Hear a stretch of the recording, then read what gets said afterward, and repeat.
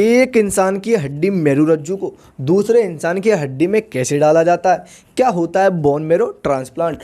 Bone marrow नाम तो शायद आपने भी सुना होगा। दरअसल हमारी पहचान का एक इंसान था जिसे ब्लड कैंसर हो गया था। डॉक्टर ने उसे कीमोथेरेपी के साथ साथ बोन मेरो ट्रांसप्लांट कराने को भी कहा था। साथ ही ये भी एडवाइस दी कि बोन मेरो उनका बड़ा भाई डोनेट कर सकता है। हालांकि परिवार वाले इसके लिए राजी तो हो गए, उनके मन में इससे जुड़े कई सवाल थे।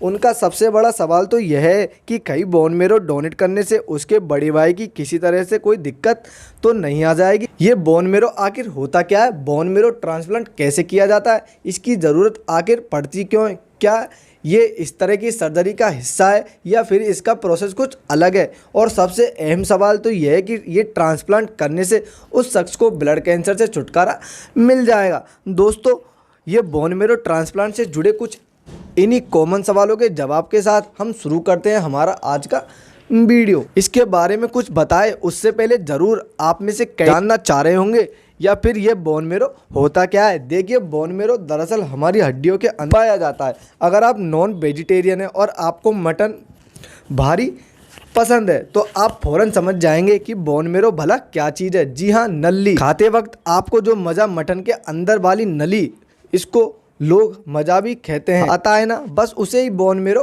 कहा जाता है। जी हाँ, साफ तौर पर कहे तो बोन मेरो हमारी हड्डियों के अंदर होता है। बोन मेरो मुलायम ऊतकों के यानी टिश्यूज के रूप में होता है और ये कई रूपों में हमारे ब्लड में भी शामिल होता है, जिन्हें रेड ब्लड सेल्स और वाइट ब्लड सेल्स कहते हैं। यानी कि कह लीजिए कि इसी मजा में, इसी बोन मेरो में, इसी नली के अंदर में खून बनता है। जी, ये रियलिटी है। आपके ब्लड में जो रेड ब्लड सेल्स है, जो वाइट ब्लड सेल्स है, जो प्लेटेट्स है, वो सब यही बनते हैं। हड्डियों के अंदर जो रहता है वही बनता है आपके शरीर का पूरा खून। जी हाँ दोस्तों, उम्मीद है कि आपको ये समझ आ गया होगा कि बोन मेरो होता क्या है। तो अब चलते हैं बोन मेरो ट्रांसप्लांट पर, जिसे लेकर ज़्यादातर लोगों के मन में कई सारे सवाल होते हैं। तो सबसे पहले आपको ये बता दें कि बोन मेरो ट्रांसप्लांट कोई सर्जरी नहीं है, ये बस एक प्रोसीजर है जिसमें डैमेज्ड और बीमार सेल्स को हेल्थी फॉर्मिंग स्टेम सेल से रिप्लेस किया जाता है। बोन मेरो ट्रांसप्लांट का स्टेम सेल ट्रांसप्लांट भी कहा जा सकता है। बेसिकली इस ब्लड एक्सचेंज के जरिए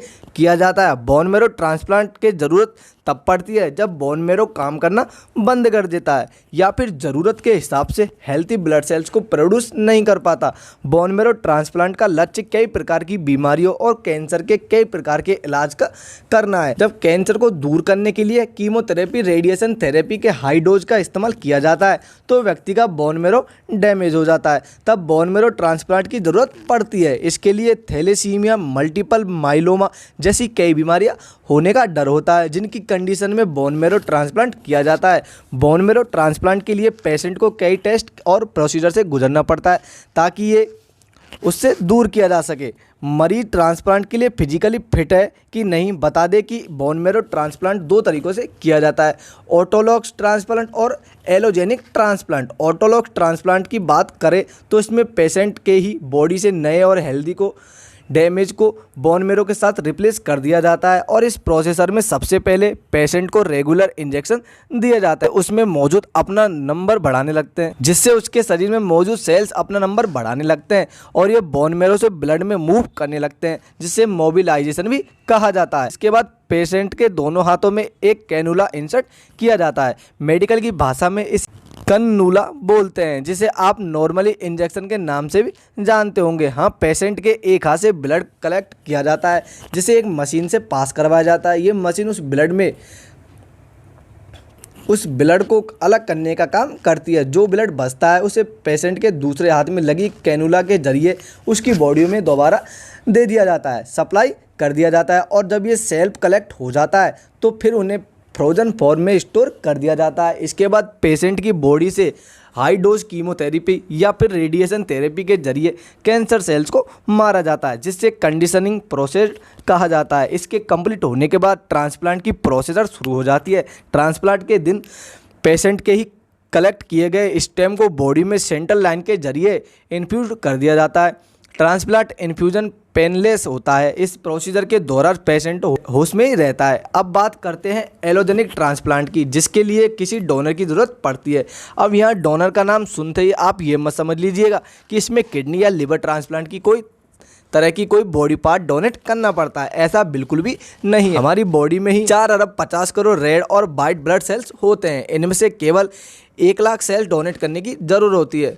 यहाँ भी किसी सर्जरी का कोई काम नहीं होता। वहीं तक डोनेशन करते हैं तब तक डोनर को कोई प्रॉब्लम नहीं होती। साथ ही डोनेट करने के में 10-15 मिनट के अंदर ही 10 लाख सेल डोनर के शरीर में दोबारा बन जाते हैं। अभी डोनर कौन होते हैं हम आपको आगे बताते हैं, क्योंकि पहले ये जान ले कि हेलोजेनिक ट्रांसप्लांट में होता क्या है। दरअसल इसमें सेल्स डोनर्स चली जाती है। इसके लिए डॉक्टर्स डोनर के ब्लड या बोन मैरो से इसको कलेक्ट करते हैं। ब्लड तो वैसे ही किया जाता है जैसे ऑटोलॉगस ट्रांसप्लांट में हमने आपको बताया, लेकिन अगर बोन मैरो से इसे कलेक्ट किया जाए तो उसे बोन मैरो हार्वेस्ट कहा जाता है। इसमें डॉक्टर डोनर की हिप बोन से निकल के जरिए इसकर कलेक्ट करते हैं, जहाँ डोनर को हल्की बेहोशी की हालत में रखा जाता है।